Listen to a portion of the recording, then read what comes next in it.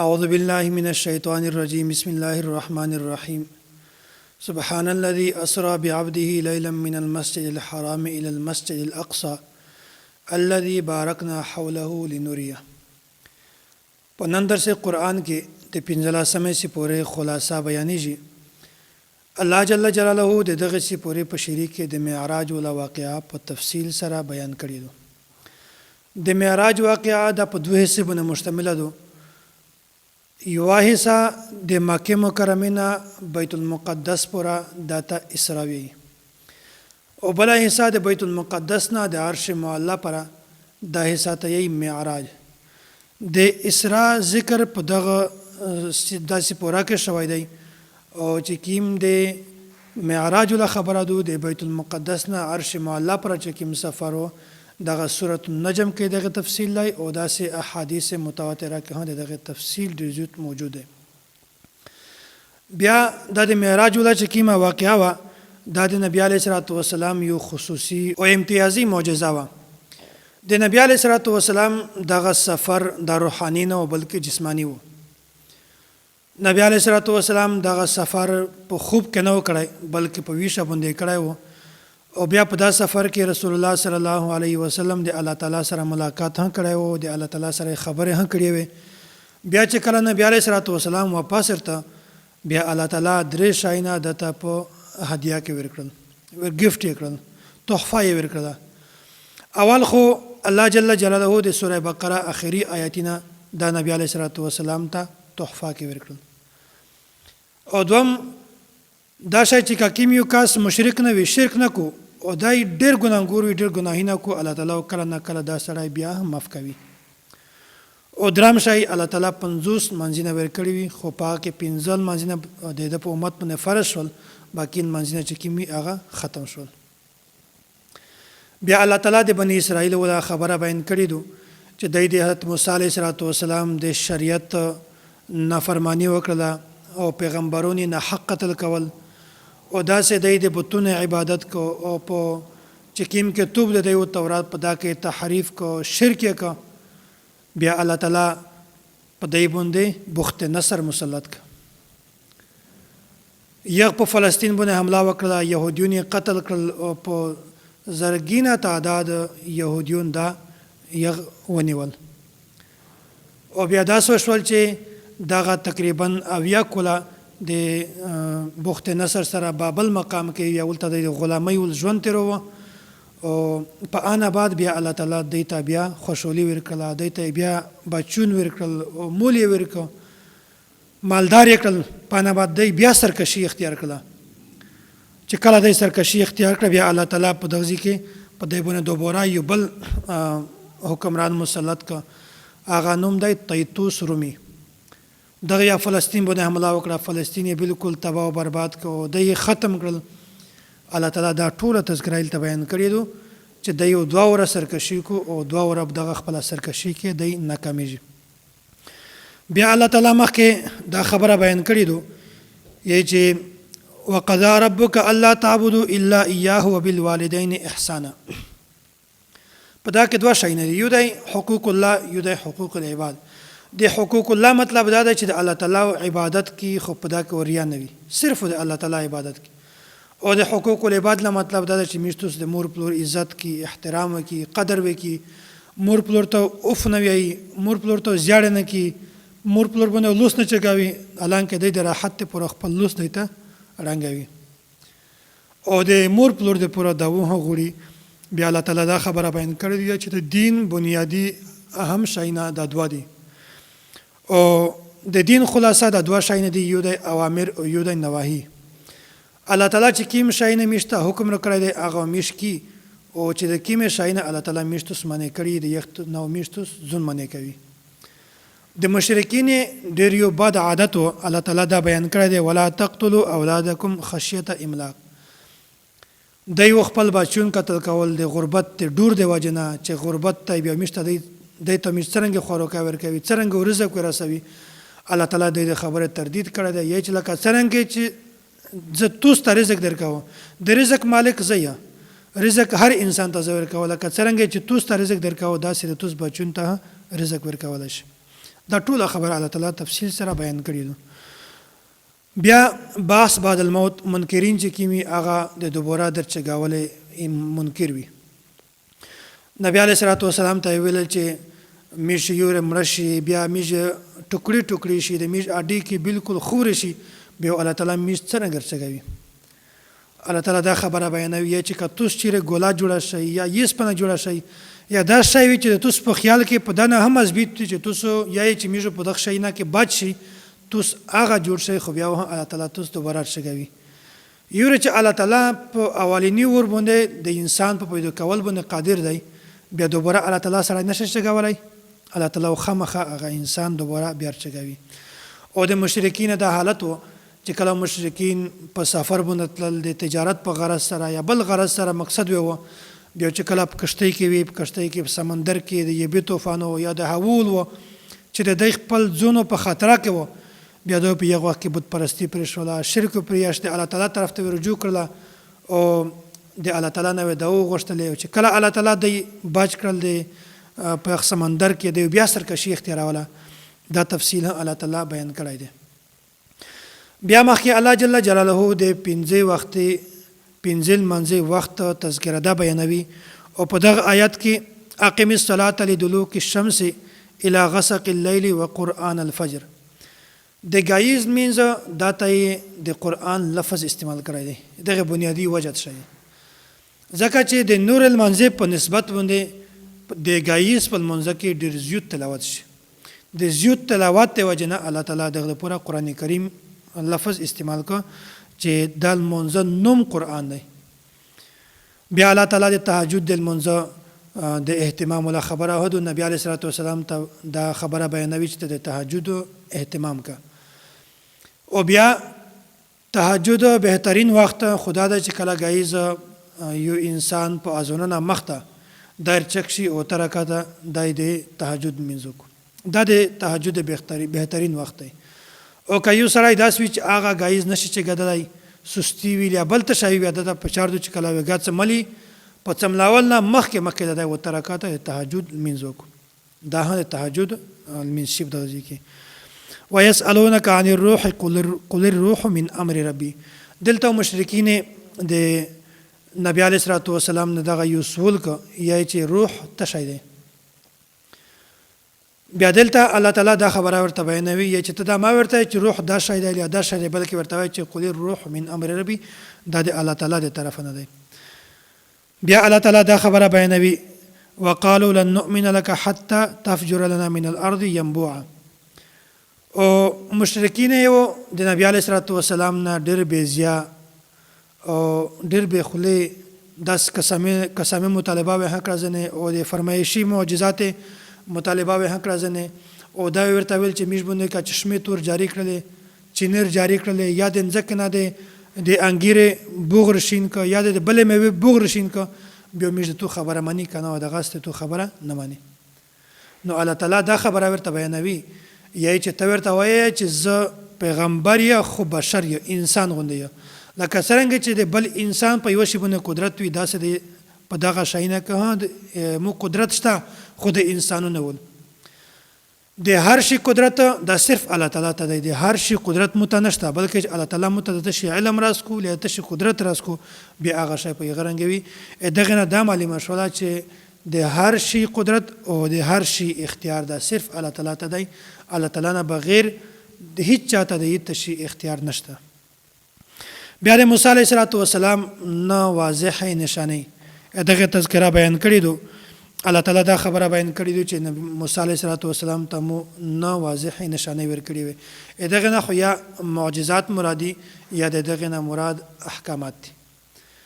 یا د عصا او داسې لقنت چې کوم ساړي په ژبه کې ژوندکي په ژبه کې لقنت او هغه ټیک د داسې فرعون په کوم باندې چې کومه غرغلی وي عذاب رغلی و د چنګش ول عذاب او د ورژې ول د ملخونه ول د وینه ول عذاب طوفان و دا ټول د معجزات کې شامل کیږي. او داسې یا خود دغه نه مراد د الله تعالی احکامات دي چې تو شرک ما کوي غلا ما کوي سید ما کوي زنا ما کوي نه حق څوک ما قتل کوي او داسې د جهاد د میدان نه چټ ماڅي دا ټول ته الله تعالی بیان کړی دي. قل ادعوا الله او ادعوا الرحمن ایاما تدعو فله الاسماء الحسنى. یوارز نبی علیہ الصلوۃ والسلام د الله تعالی نه دعو غوښته، په دعو کې بیا نبی علیہ الصلوۃ والسلام د الله لفظ او د رحمان لفظ دغه استعمال کړ. بیا مشرکین ورته وایي چې ته خو میشته یای چې صرف د الله تعالی عبادت کې، بیا ته خو د رحمان عبادت هم کې. دغه خبره د تردید کو چې د الله تعالی نمینه زیات دي، خو الله تعالی صرف یک یو دی، د الله تعالی ذات یو دی، خو د نمینه بشمیر دي چې پکیم نو مسره د الله تعالی نه وغوړي، بس هغه صحیح. بیا ولا تجهر بصلاتك ولا تخافت بها وابتغ بين ذلك سبيلا. نبی علیہ الصلوۃ والسلام په منځ کې په زوټه باندې تلاوت ک. بیا مشرکین چې کله دا تلاوت اورېدو بیا په د باندې مالانډه وللې غلط خبره وکړلې. الله تعالی ورته فرمایي یا چې ته چې کله مینځ کې په منځ کې ما ډېر په زوټه تلاوت ک او ما ډېر سوکا باندې کښته په پیژه نه، بلکې اعتدال سره خپل تلاوت کا، ځکه چې دین د ټول په اعتدال سره دی، میانه روي سره دی. دا بل سورت دی سورت کهف یې غورته. دغه سورت ته سورت کهف ځکه وایي چې په دغه سورت کې د اصحاب کهف تذکره په تفصیل سره بیان شوی دی. د مدینه یهود د یاد مکه چې مشرکین وي دغه د نبی علیه الصلوۃ والسلام نه د درې سولینه وکړل، یی چې روح تشته اصحاب کهف څوک وي او داسې د ذوالقرنین کیسه څرنګه ده. نبی علیه الصلوۃ والسلام ورته و چې صبر وشئ، زه تاسو ته دغه درې سوالې جوابونه درکوم. نبی علیه الصلوۃ والسلام ان شاء الله نو ویل. بیا صبر وغوښتل، بیا نبی علیه السلام ورته وویل چې بیا صبر وشئ، زه دغه جواب درکوم. خو دغه هدا پوره چې 15 سره نه بعد الله تعالی دغه آیات نازل ک، ولا تقولن لشيء اني فاعل ذلك غدا الا ان يشاء الله. بیا الله تعالی ته دغه خبره خوان نه کوي چې دا ورته چې صبر وشئ زه دغه جواب درک، بلکې دا په چار و چې دا لفظ ویل چې ان شاء الله. دا تفصیل الله تعالی بیان کړی دی. او د اصحاب کهف چې کیم کسون وي دغه چې کیم واقعات او هغه خلاصه د بیانومه. یو ظالم او مشرک بادشاہ د یغنمو د قیانوس. د دغه په زمانہ کې څو نوجوانون وي دغه توحید پرست وي، مسلمون وي. بیا د قیانوس بادشاہ مسلمون ډېر زیات تنګول. بیا یوارز دغه بادشاہ دغه څو کسان وغوښتل، خو دی د خپل ایمان د توحید د بچ کولو د پوره د تګ نه انکار وکړ، ځنه منډه کړل او په یو غور کې پټ شول. بیا په دا غور کې وی تقریبا 300 نه کولا دی په دا غور کې ووده وي. الله تعالی داسې ووده کړل چې 300 نه کولا دی بالکل ووده وي او د جسم دی بالکل هر شی سلامت وي. 300 نه کولا نه بعد چې کله دی بیرچک شول او دی وږي وي، بیا د یو کاس ولږه بازور ته د ریپې ورکړل چې منډه کړه د بازور نه د خوروک شایر وره آکاش چې کله لوړ شو د کاندور د سحرون شو چې 300 کولا مخکې ریپې د وسی څوک چلاوي. بهر از د کاندور د په وشه کېده. دغه سه ډېر زیات خلک بیا په دا باندې خبر شو او چې کله خلک په خبر شو، بادشاہ په خبر شو. بیا دغه وخت چې کیم بادشاہ و د مسلمان و، هغه د قیانوس بادشاہ اخوند شوی و زوړی او د بادشاہ د توحید پرست و مسلمان و. بیا دا چې کله خبر شو بیا د دې اعزاز یې وکړ، د دې اکرام یې وکړ او وی غوښتل. او بیا دا سو شول چې کله دی مړ شول دغه د اصحاب کهف الکسون بیا د یو تخته یو جماعت جوړ کول ته یو تعمیر یې وکړ. بیا دا یې صرف د په نوم باندې وکړ. او دا ته اصحاب کهف یې او اصحاب رقیم هم یې. اصحاب کهف ځکه ورته چې دا په غور کې وي 300 نه کوله دا د وخت کې تر کړی و. او داسې دا ته اصحاب رقیم ځکه وایي چې دغه بادشاہ د دی چې کیم دا غور و دغه مخته د یو تخته ولګوله، یو بوډۍ ولګو، په دا باندې ولګو، په دا باندې ولیکل چې په دغه غور کې دغه بزرګون دي، دغه د الله تعالی ولیون دي. دغه د وجې نه دا ته اصحاب رقیم هم یایي. بیا الله تعالی د دې د جسم داسې حفاظت وکړ چې غرمو روخته د دې په جسم نه لګېده، چې غرمو ډیبېده بیا د دې په جسم نه لګېده. او داسې د غور خلا هم کولاوه د تهوع هم ورته هیڅ تکلیف هیڅ مشقت نه ورته، بالکل په آرام سره دی وده وي. چې کله دیر چک شول بیا د په خپل میانس کې د یو بل نه پوښتنه وکړه چې میږي څومره وخت په دغه ځای کې تیر کړی وي. چا ورته چې یوارز، چا ورته چې په یوارز نه زیات لیا کم. بهرحال ځنې ورته چې دغه علم الله تعالی ته د میشته دغه هیڅ علم نشته. بیا د یو کاس ولږه بازور ته د خواروق سامان از نه غوښ دا یې ورته وویل چې بازور ته څه دا شی راوړه چې هغه حلال وي حرام شی مه راوړه ځکه چې په یغ وخت کې خو هغه ټوله علاقه بت پرستي وکړله د بتونو عبادت وکړ ورته د خدا سوچ و چې کم وخت تیر کړی دی هغه د بتونو والخلق وس هم موجود وي بیا الله تعالی مخکې د حضرت موسی علیه السلام او د حضرت خضر علیه السلام دا واقعا بیان کړی دو دغه واقع صرف خلاصه درته بیانوم موسی علیه السلام نه چا پوښتنه وکړه چې نن سبا په ټول نه زیات صاحب علم څوک دی دا ورته ویل چې زه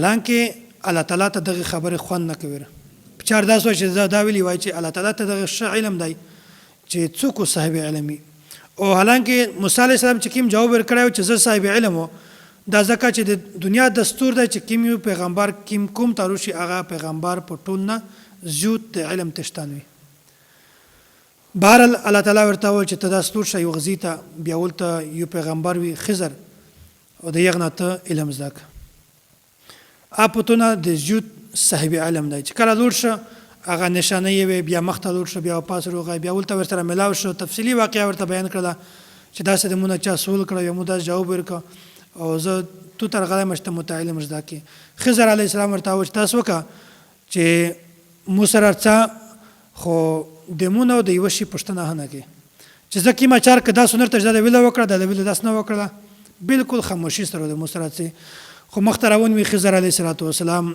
یوه کښتۍ موته کړه د یوې کښتۍ نه یوه تخته وایستله موسی علیه السلام دا خبره ولدله خو بهرحال صبر یې وکړ بیا مخته روان یو وړي کژنکی و څپړ یې ویر کړه مړ یې کړه بیا مخکې یو دیوول و دا نه ښکارېده خضر علیه السلام ورغی هغه دیوول یې چک ویدروه جوړ یې کړه بغیر د اجرت نه بغیر د ریپۍ نه بهرحال موسی علیه السلام اصول ځنه که خو خضر علیه السلام ورته وویل چې بس ته مو د تو ملګرتیا دغسې پره وه پوښتنه ځنه وکړله چې دغه داس چارې د ویله وکړلې خضر علیه السلام ورته وویل چې میشتوس جدایي خو وشوله خو زه خبره درته بیانوم چې دا مې داسې ویله وکړل ځکه چې حکیمه کښتۍ مو موته کړله د یو په یو بل سیټ باندې یو بادشاه ویلوړ و ظالم یغه ته چې د چا کښتۍ روغه ورغله بیا هغه کښتۍ د یغ ځنکې نه و یغ سړی نه و ده وړله نو مو ځکه د دغه نه دا کښتۍ موته کړله چې دا کښتۍ کې عیب نقص پیدا شي دغه غریب ژوندکی دی یتیم دی چې داس نه وي چې هغه بادشاه د دغه نه دا کښتۍ یوسي